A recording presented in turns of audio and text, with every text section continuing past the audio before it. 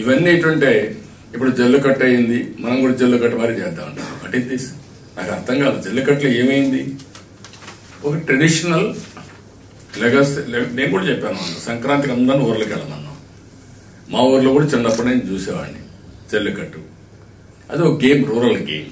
They are playing. ఆ rural game లో వీళ్ళు కూడా చేశారు. అదే సుప్రీంకోర్టు కాదన్నారు, యానిమల్ హింస అన్నారు. కాదు అని వీళ్ళు గట్టిగా ఇది మా వారసత్వం, మేము ఎప్పుడైనా చేస్తున్నాం, ఇది విలేజ్ గేమ్. అక్కడైతే తమిళనాడులో ఇంకొక స్టెప్ ముందుకెళ్లారు. అది one of the best tourism spot గా కింద వేరే దేశాల నుంచి ఆ జల్లికట్టు చూడడానికి వస్తారు. మధురై ఆ ప్రాంతానికి జల్లికట్టు చూడడానికి వేరే దేశాల్లో కొన్ని వేల మంది వస్తారు టూరిజం కింద.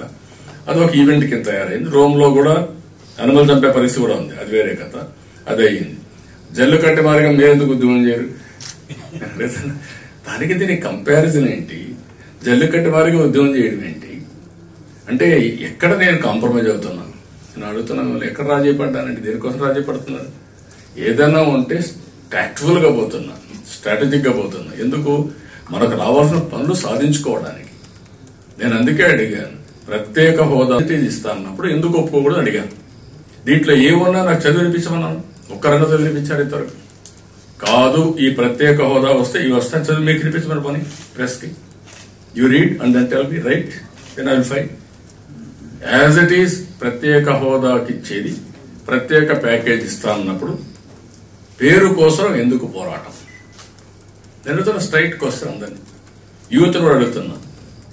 ఇంత డెవలప్మెంట్ ఎక్కడ అవుతుంది? ఈజ్ ఆఫ్ డూయింగ్ బిజినెస్ లో మనమే, పవర్ లో మనమే, దేశంలో ఏది చూసినా మనమే ఆదర్శం, ఇండస్ట్రీస్ మనమే, గ్రోత్ లో మనమే, అన్ని మనమే ఉన్నాం.